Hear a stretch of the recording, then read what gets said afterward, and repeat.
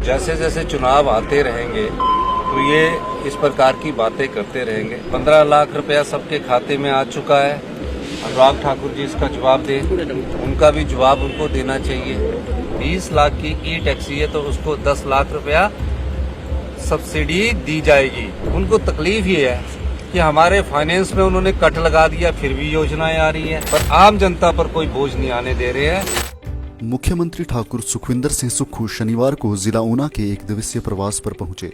Police lines ground Jhalera में मुख्यमंत्री का चॉपर लैंड किया। इस मौके पर उप मुख्यमंत्री मुकेश अग्निहोत्री और जिला के 3 अन्य विधायकों सुदर्शन सिंह बबलू, चैतन्य शर्मा और देवेंद्र कुमार भुट्टो के साथ साथ पूर्व विधायक सतपाल रायजादा, पूर्व मंत्री कुलदीप कुमार ने कांग्रेस कार्यकर्ताओं और प्रशासनिक अमले के साथ मुख्यमंत्री का भव्य स्वागत किया। इस मौके पर मुख्यमंत्री ने विपक्ष द्वारा लगाए जा रहे आरोपों का जमकर जवाब दिया। उन्होंने कहा कि हिमाचल प्रदेश में कांग्रेस ने जब सत्ता की बागडोर संभाली थी तो उन्हें बदहाल अर्थव्यवस्था विरासत में दी गई, लेकिन कांग्रेस ने उसे मजबूत करने के लिए हर संभव प्रयास किया। हिमाचल प्रदेश में भारी त्रासदी हुई, इसके बावजूद हिमाचल प्रदेश के विकास कार्यों को रुकने नहीं दिया गया। उन्होंने कहा कि भाजपा के लोगों ने काले चश्मे पहन रखे हैं, इसलिए उन्हें विकास दिखाई नहीं दे रहा। केंद्रीय मंत्री अनुराग ठाकुर द्वारा प्रदेश कांग्रेस की गारंटियों को फर्जी बताए जाने के बयान पर पलटवार करते हुए मुख्यमंत्री ने कहा कि भाजपा ने 2 करोड़ लोगों को रोजगार देने की गारंटी दी थी। केंद्रीय मंत्री बताए कि वह गारंटी कहां गई। भाजपा ने तो 15 लाख रुपए प्रति व्यक्ति देने की भी गारंटी दी थी। 9 साल बीत जाने के बावजूद वह गारंटी पूरी नहीं हो पाई। उन्होंने कहा कि हमीरपुर ऊना रेलवे लाइन के साथ साथ तलवाड़ा रेल लाइन के भी पूरा होने का इंतजार 5 साल से जनता कर रही है। अनुराग ठाकुर देश के खेल मंत्री है, वह बताएं हिमाचल प्रदेश के युवाओं के लिए कौन सा बड़ा स्पोर्ट्स सेंटर लेकर आए, लेकिन केंद्रीय मंत्री को वह गारंटियां दिखाई नहीं दे रही। मौजूदा प्रदेश सरकार ने कर्मचारियों और अधिकारियों को पुरानी पेंशन स्कीम की गारंटी पूरी करते हुए अपने वचन को निभाया है। इसके साथ ही युवाओं के लिए 680 करोड़ रुपए के स्टार्टअप फंड का प्रावधान किया है।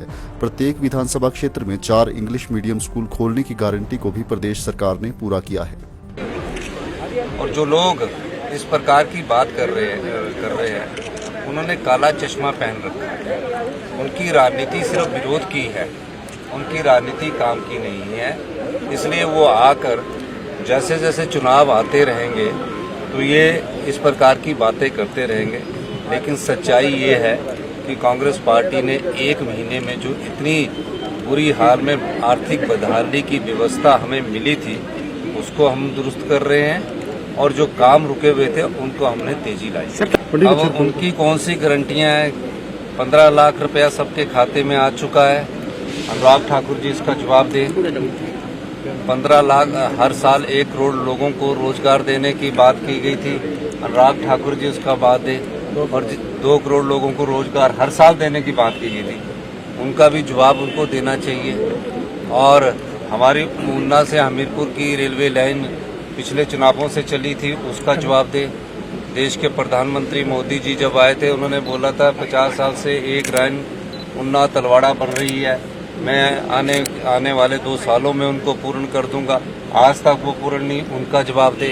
और जो हमारा जवाब है वो हिमाचल प्रदेश के सरकारी कर्मचारी अधिकारी जिन्होंने ओल्ड पेंशन की लड़ाई लड़ी थी और हमारी सरकार ने पहला वादा किया था, और हम उस वादे में आज 1,36,000 कर्मचारियों को पहली गारंटी उसकी पूरी कर दी। दूसरी गारंटी हमारा गारंटी पत्र 4 हमने बोला था प्रत्येक विधानसभा क्षेत्र में इंग्लिश मीडियम स्कूल होंगे। हमने बोला कि अगले साल से इंग्लिश सभी स्कूलों में शुरू कर दी जाएगी। तीसरी गारंटी जो 680 करोड़ रुपए की स्टार्टअप योजना है जो युवाओं के लिए हम लेकर आए हैं, यानी कि कोई व्यक्ति अगर प्रथम चरण है उसका, अभी 2 चरण और आने हैं 680 करोड़ के, इसी साल के भीतर आएंगे।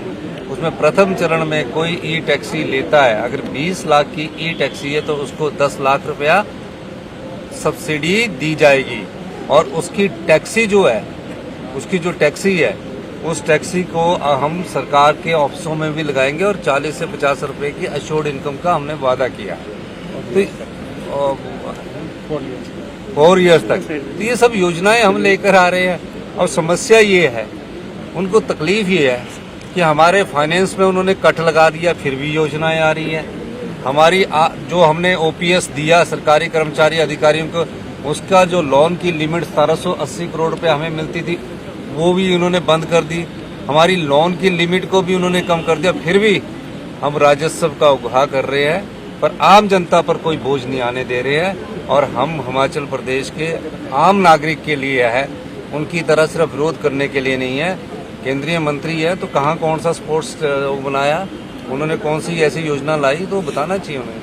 सर जो चुनाव नतीजे आए कल, क्या मानते हैं 5 राज्यों में किस प्रकार के रिजल्ट आप उम्मीद करते हैं? एग्जिट पोल तो कांग्रेस की सरकार बनाते नजर आ रहे हैं और हमें यही आशा कि यही नतीजे आएंगे।